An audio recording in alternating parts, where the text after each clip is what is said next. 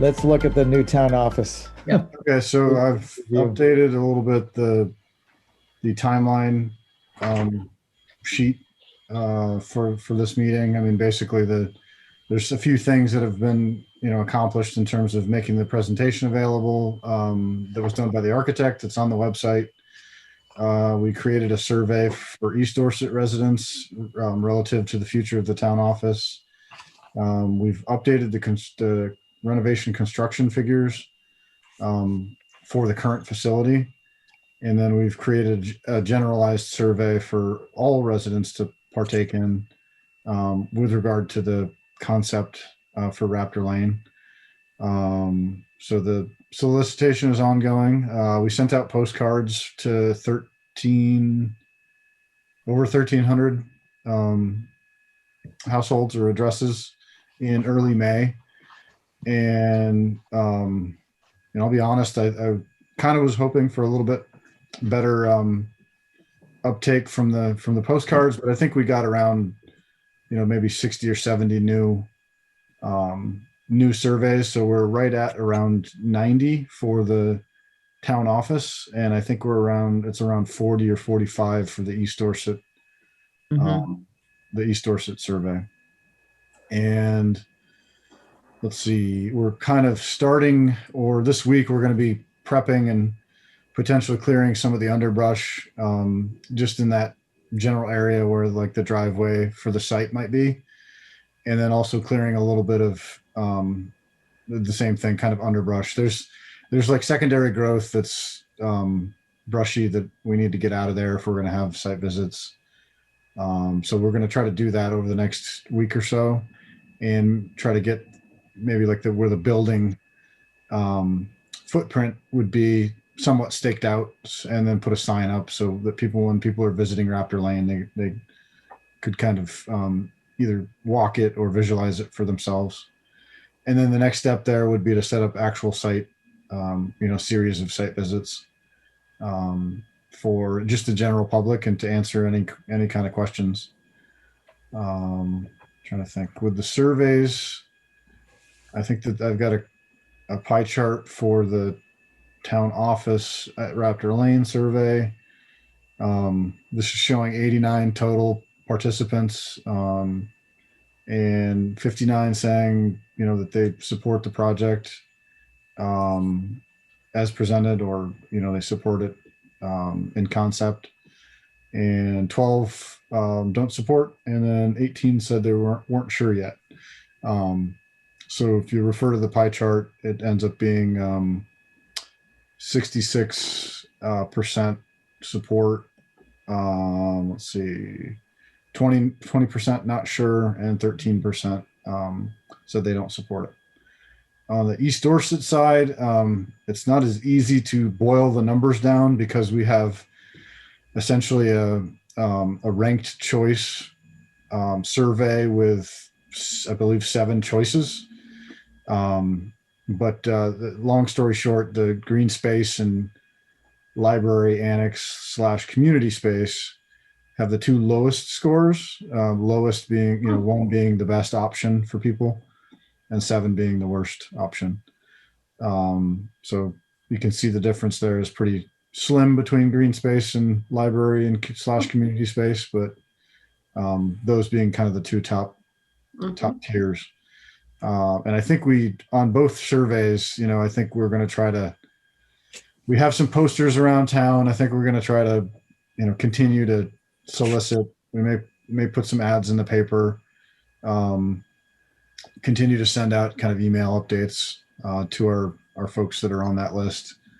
And, maybe some more signage on the streets with sandwich boards throughout parts of town, just to try to get people's attention to it so we can kind of continue to drive the participation numbers up to get a better sense of, what people are thinking and, what their questions might be. Have all selectmen done the survey? Luckily, I'm a select woman, so I don't have to really say anything. I've been thinking about it. Okay, let's do the survey. Right, and I'm gonna get my entire neighborhood to too. I'm on it. Okay, Henry okay, and I am so on it.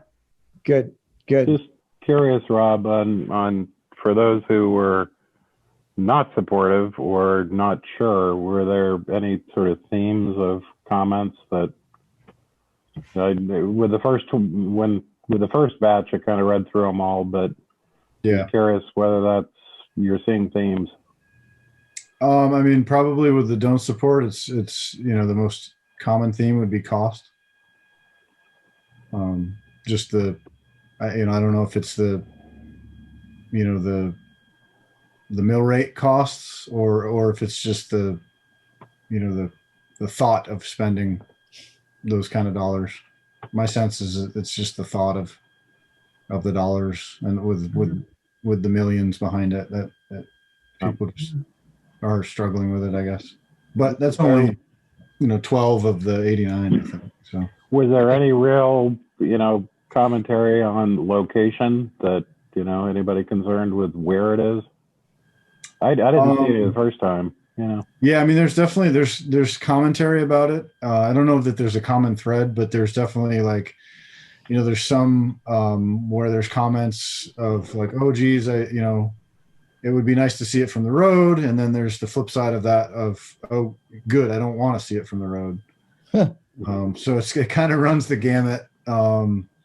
There's comments about aesthetics. There's comments about size. I think among the supporters and some of the comments is probably goes back to the similar thread that we saw at town meeting, which was asking about the meeting space and whether or not that was sufficient, and whether or not there were ways to maybe make it work better or make it utilize the outside, stuff like that. So at some point, when we have the numbers kind of wrapped up, I intend to go back through, because those files are spreadsheets.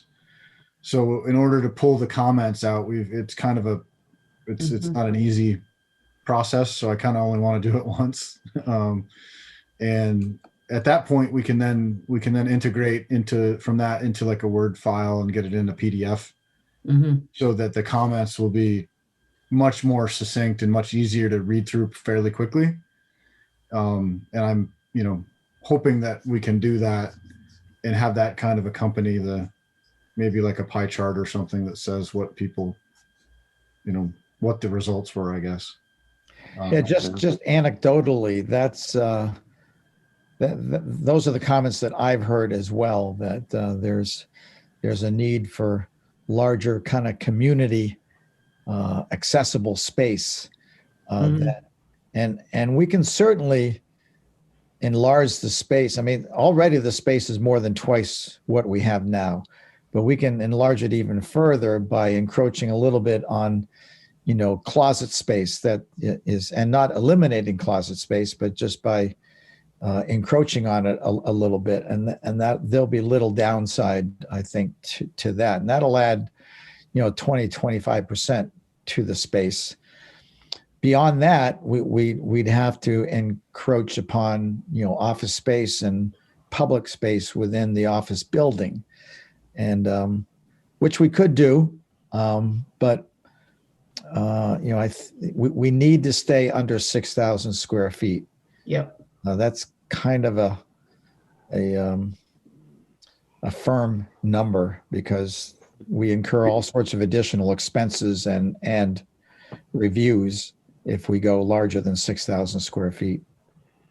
If we did something like, a patio outside the meeting room with a, awning sort of thing on it, that wouldn't count in the 6,000, would it? No, it's a good idea. That could allow us to expand, weather dependent, but, it might actually be a good investment to even, a big awning with some sides that could be put down or something. Yep. Yep.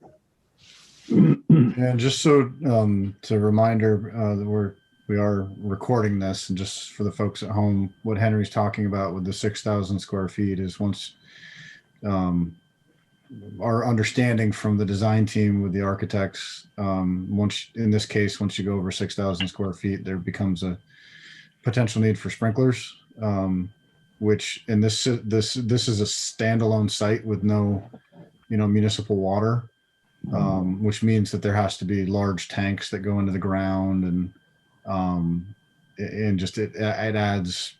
I Hundreds think, of thousands of dollars. yeah, I think the figure was between $150,000 to $200,000 potentially in expense, and then future utility items that have to be maintained over time too. So I think that was, at least from the design team standpoint, that was kind of the edge of where we were like, okay, that starts to, does it really make sense to have a little bit of extra square feet and add those kind of dollars into the cost of the project? So.